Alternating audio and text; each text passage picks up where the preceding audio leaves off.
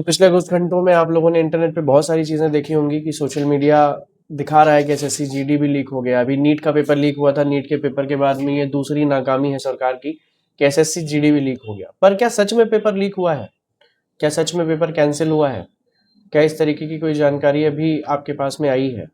Social media पे तो बहुत कुछ आ रहा है, क्या कोई आधिकारिक पुष्टि अभी हुई है? मैं हूं ऋषभ शर्मा और आप देख रहे हैं सरकारी अपडेट्स विद ऋषभ। आइए जानते हैं पूरी अपडेट क्या है। देखिए ये जो एसएससी जीडी का पेपर है, ये पहली चीज तो पूरी तरीके से कैंसिल नहीं हुआ है, पूरी तरीके से लीक नहीं हुआ है। इसका कोई भी ऑफिशियल डॉक्यूमेंट ऐसा रिलीज नहीं हुआ है कि एसएससी जीडी का पेपर लीक हुआ है।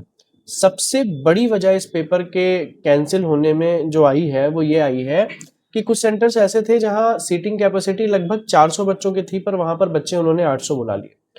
46 डिग्री टेम्परेचर में इतनी लंबी लाइन, और वहां पर जो लोग काम करने वाले थे, जो मैनेजमेंट था, वो भी कायदे से काम नहीं कर रहा था, बहुत ढिला ढिलाई से काम कर रहा था, या ये कह सकते हैं कि वो बहुत लापरवाही से वहां पर काम कर रहे थे। जो भी टीम वहां पर गठित की गई थी, उनका जो काम था वो इस तरीके से था कि बच्चों के अंदर गुस्सा बढ़ता चला गया। एक तो सेंटर पे भीड़ इतनी ज्यादा, दूसरा इतनी तेज गर्मी में बच्चों को धूप में खड़ा रखा। कोई ऐसी व्यवस्थाएं नहीं की गई थी धूप से बचाने की बच्चों को, या कोई उनके लिए कुछ इस तरीके का अरेंजमेंट नहीं था कि उनको धूप ना लगे, वो परेशान ना हो। तो इस वजह से कहीं ना कहीं सेंटर पे बच्चों का गुस्सा निकला और उन्होंने तोड़फोड़ शुरू कर दी।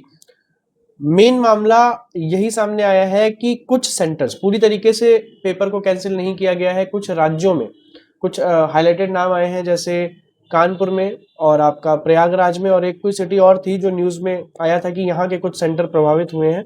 तो वो सेंटर जो प्रभावित हुए हैं उनके एग्जाम्स आने वाले एक हफ्ते डेढ़ हफ्ते में किए जाएंगे, और जिनके एग्जाम्स अभी शेड्यूल हैं 30 मई तक, उनके एग्जाम्स एज इट इज होंगे। और अगर आपके सेंटर का भी एग्जाम कैंसिल हुआ है तो वो कहीं ना कहीं आपको इंडिविजुअली अपडेट भी किया जाएगा कि आपके सेंटर का एग्जाम कैंसिल हो गया है या आपके एग्जाम का सेंटर रीशेड्यूल होगा। तो अभी जिन बच्चों के सेंटर जहां लगे हुए हैं, ऑफिशियल वेबसाइट पे प्रॉपर चेक करते रहना, ऑफिशियल वेबसाइट पे प्रॉपर बने रहिएगा, क्योंकि अगर आप ऑफिशियल वेबसाइट छोड़ेंगे तो कहीं ना कहीं आपको दिक्कत हो सकती है। हो सकता है आपका एग्जाम रीशेड्यूल ना हुआ हो, कैंसिल ना हुआ हो, उसके बाद भी आप जो है पेपर देने ना पहुंचे। तो मेन प्रॉब्लम ये नहीं है कि आपका एग्जाम कैंसिल हुआ है, अब प्रॉब्लम ये है कि आपको अपने अपडेट्स पे बने रहना है, ताकि अगर आपका एग्जाम रीशेड्यूल हो रहा है तो आपका एग्जाम छूटे ना। और जो बच्चे तैयारी कर रहे थे वो अपनी तैयारी को ब्रेक ना करे, क्योंकि अभी किसी भी तरीके का ऑफिशियल कैंसिलेशन नहीं आया है। फिर मैं यही कह रहा हूं कि एग्जाम ऑफिशियली कैंसिल्ड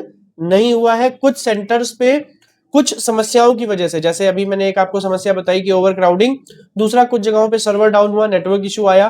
तो इस तरीके की जो चीजें हैं ये हुई हैं, जिस वजह से कुछ सेंटर्स को, या कुछ बच्चों ने ऐसी भी कंप्लेन करी कि सिस्टम्स नहीं चल रहे थे, तो उन सेंटर्स पे अब सेंटर नहीं लगाया जाएगा, ऐसी पुष्टि उन्होंने करी है। तो ये जो समस्याएं हैं ये कहीं ना कहीं प्रॉब्लम तो दे रही हैं बच्चों के भविष्य के साथ में खिलवाड़, और सवाल ये भी आ रहा है कि इतनी बड़ी गलती आखिर प्रशासन से हुई कैसे है।